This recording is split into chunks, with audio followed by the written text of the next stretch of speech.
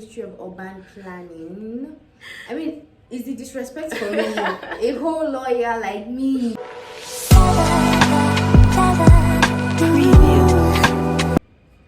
Hi guys, welcome back to our channel. If you're a returning subscriber, thank you so much for coming back, and if you're a new subscriber, welcome. This is Cici and Dima's channel. So guys, last week we put up a video of our Nysc journey and specifically our camp experience, and the video was getting really long, so we thought, why not just break it, why not just divide it? So yes, we're going to continue giving you guys the gist and giving you some tips that can help you with your Nysc journey. And today, or rather now, we'll be talking about finding a good PPA, getting posted to a good workplace, managing CDS, and just all of that. Okay, so guys, after camp, Nysc usually posts Corpers to PPA, that's your place of primary assignment, and after that you're meant to get registered in a particular local government depending on where your PPA is located. So for us, we're Lagos Corpers, I think we mentioned that earlier, and we're also law graduates. So for us it was a bit tricky because we've not been called to bar yet, we've not gone to law school, so you're basically just a law graduate, you're not a lawyer yet. So it was kind of hard getting a PPA, and I really want to put it out there that you shouldn't leave your posting to Nysc. Like, try your best to apply so that you get a reasonable PPA, because for us now, immediately we're done, I think before camp we started applying to like different law firms because we wanted to work in a law firm. So we started applying to like different law firms, sending emails and all of that. And after camp, we got posted. I was posted to a law firm, luckily, and she was posted to Ministry of Urban Planning.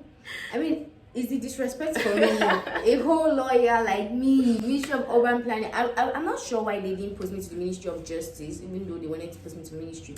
I wasn't going to do any of them, anything that wasn't going to pay me. I wasn't going to do it, but then I think courtesy demanded that they should have posted me to Ministry of Justice. But okay, so like I said earlier, we're actually applying already. After you get posted to a PPA, the next step is basically to report to your PPA.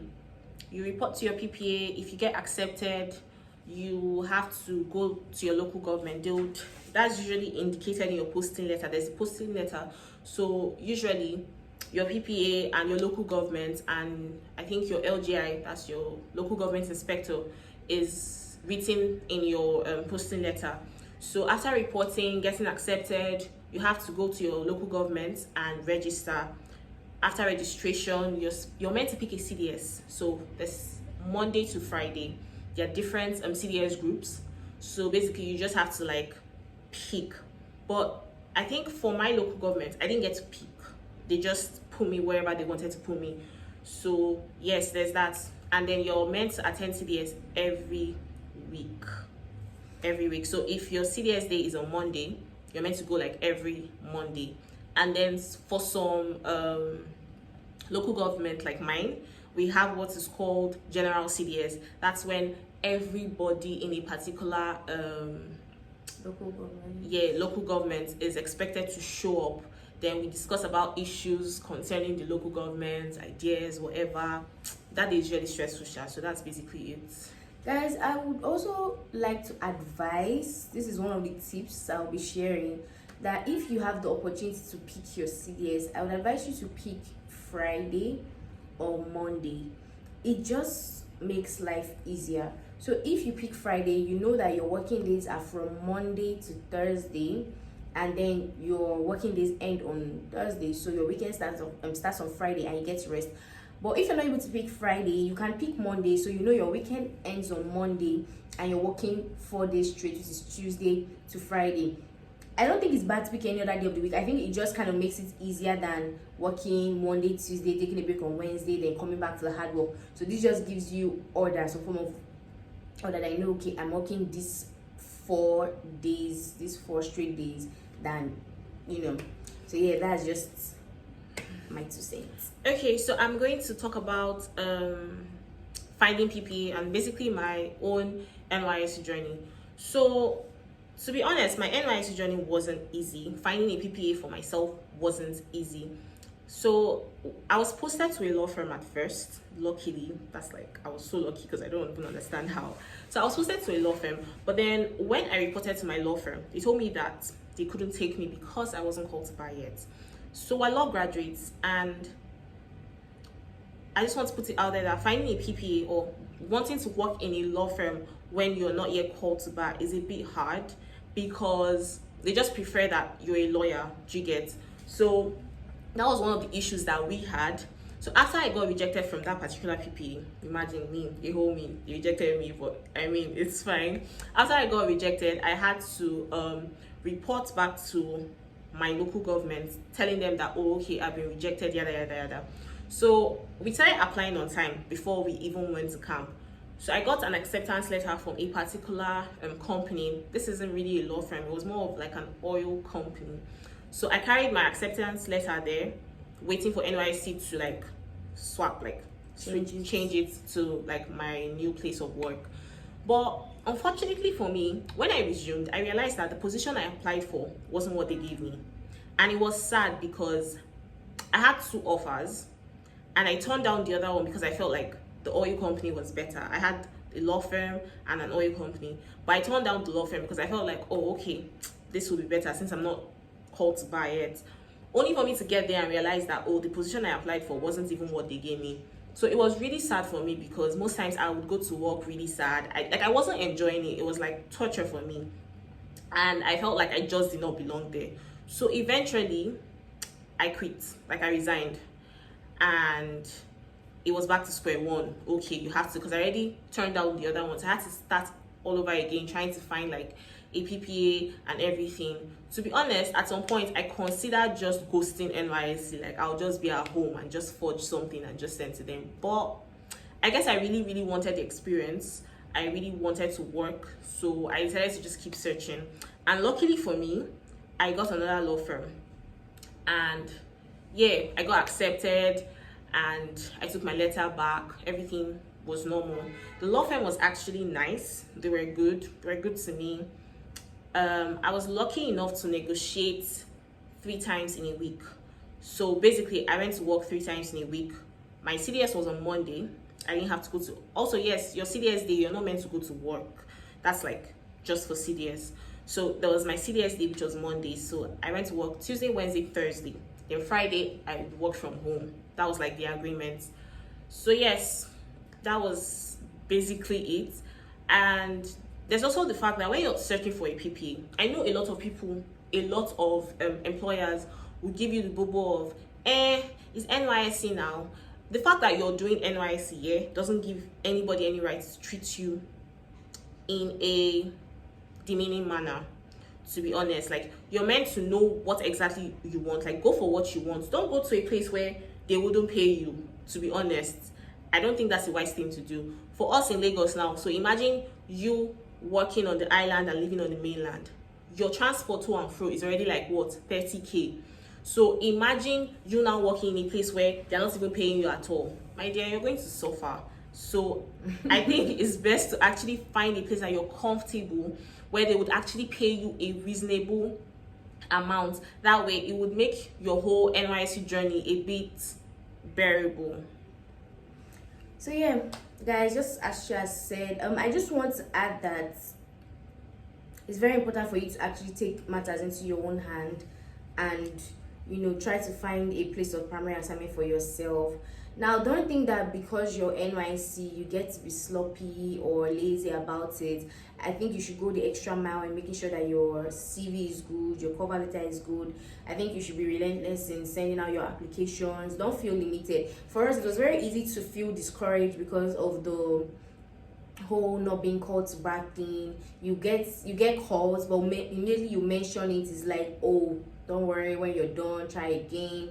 And that was very discouraging, but that shouldn't stop you. You're not limited to a law firm. First of all, you can apply to a law firm, you can apply to companies. Most companies have a legal team that you can work on that, and you can even do administrative role, because I mean, at the end of the day, you haven't been called, right? So you can only offer so much.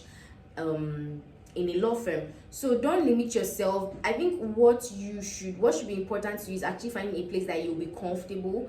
I would advise you, if you can find somewhere that is close to your house, that would be really good, because then you don't get to spend your salary on transportation, or you get to spend little on transportation. Like working on the mainland and living on the mainland and working on the island was a bit taxing, to be very honest, because like she said, a huge chunk of your salary goes, I mean, depending on where you're earning anyways, but a reasonable amount of your salary goes into your transportation. But if you were living somewhere that is not so far, maybe a couple of bus stops away, that would help you save some money and take better care of yourself and all of that. So like I said, just try your best with your applications, apply to as many places as possible. Trust me, one will call you. Try not to be in such a hurry as well. Honestly. Try not to be NYC will wait. Literally, they would wait for you. We went to camp in November, we came out in December.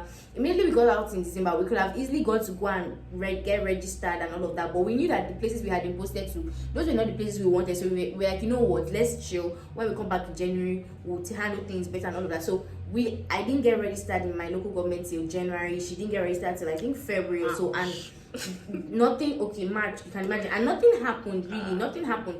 Though some local governments are stricter than others, and some people that do not sleep well at night may want to carry your matter on top of their head. But I think regardless of that, it's just as far as you've been rejected, you have a rejection letter to prove that you've been rejected. Then take your time and look for what will benefit you, because it's a whole year, and to live a miserable life for a whole year or more, I wouldn't advise that, to be honest. For me, it was a bit I think easier is the word. After I was posted to the Ministry of Urban Planning, I went and I told them I want to be rejected. And funny thing is, they were even handing out rejection letters safe. They were handing out rejection letters because they're like, this ministry, if you decide to stay here, we're going to pay you 0 naira. Nothing. So even the man that was there was even advising us to get rejected and all, but if you want to stay, no problem, he's not going to force you, but just know that you're not going to get paid. But I'm assuming that if you're not going to get paid, they will also not expect you to come into work. That's my assumption anyway. So that can be a benefit. If maybe you have a skill, you're a makeup artist, you're a tailor, you're a baker, and you rather focus on your skill, then you can get such a place, and they'll just be giving you your clearance letter, and you won't have to go into work, you won't get paid either, everybody's happy. But if you are on a professional path and you want to chase a career in a professional field like medicine or law or what have you, and you want to go into work, then find something that when you put on your CV, it will be beneficial to you. I don't think it makes sense to go and teach in a secondary school when you know that would not really be of, first of all, you probably not get paid. Secondly, to add absolutely no value to your CV. At least that's what I think. I don't think if I had gone to secondary school to teach, it would have been of any benefit to me. But yeah, so after I got posted, I got rejected. Then I had applied to several law firms, like she said, and eventually I got into one. Thank God for that. I started working in January, and it was really, really nice. I really appreciate them. I think that's a story for another day, because they were really, really nice to me. I thank God for that. And I mean, my point here is, you do have the opportunity to get a good PPA if you put in the work. Now, there are so many stories that came out from her PPA, my PPA. I mean, maybe as we go on this journey, would let you guys know more about that.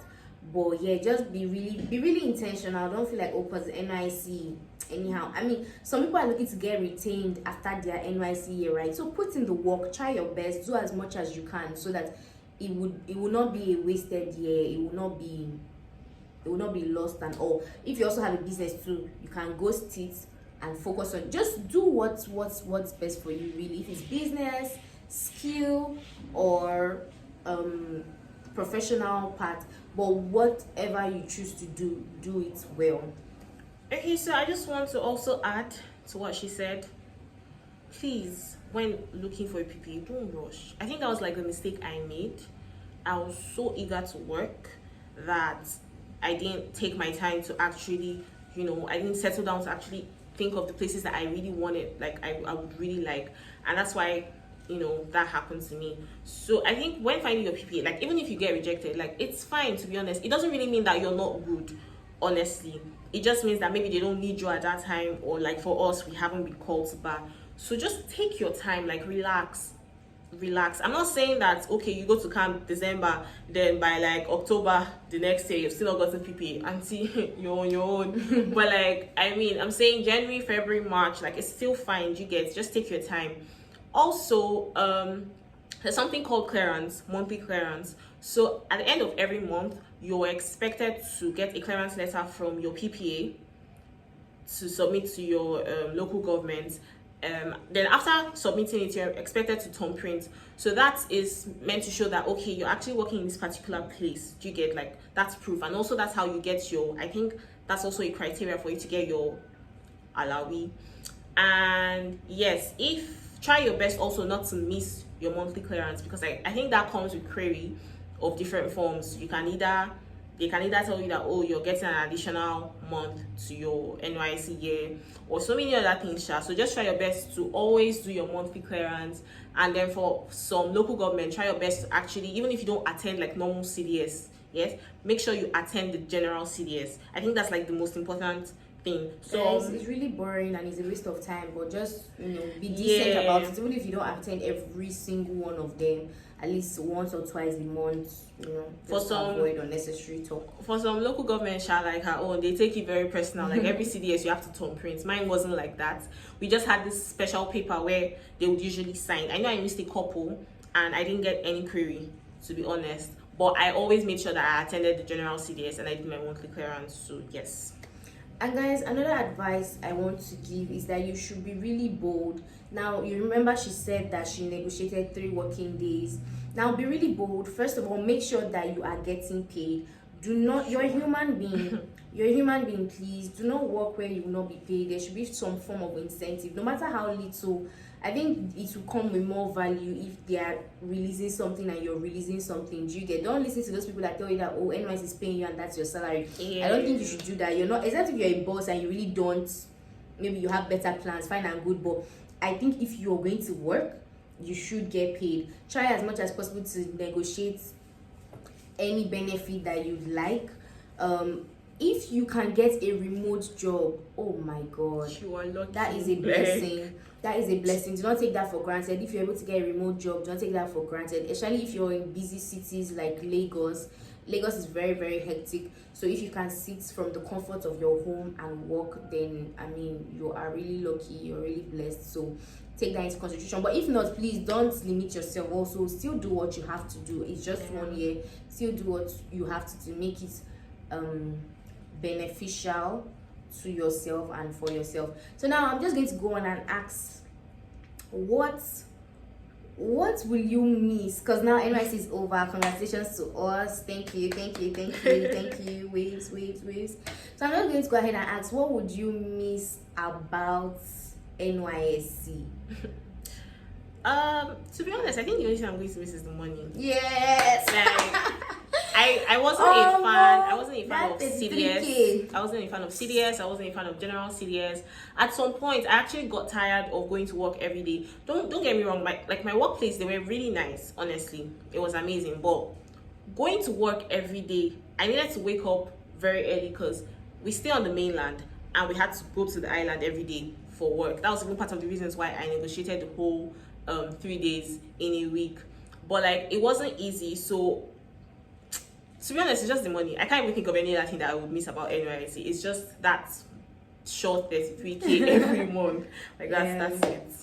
Especially because right now we are awaiting law school. Yeah. So we can't really if not for the law school thing that comes up after NYC for us, would have probably maybe try to get retained in our place of primary assignment, or would have started looking for a much better job, which we might have gotten, or that would be the path that we're on. So we wouldn't really feel. I think the thing about the 3K was not, because thinking about it, the 3K is not so much, but it's just the fact that it was free money. Like the fact that you are not working for this money. It's not because we were getting paid in our place of primary assignments, as you can most likely already tell. But The fact that government just dashed you, like, that's the only thing this government, See, in my opinion, that's the only thing this government has done for me. So guys, the fact that it was free, I think we'll really miss that free money. I just want to put it out there that NYC is owing us. Yes. 1 month.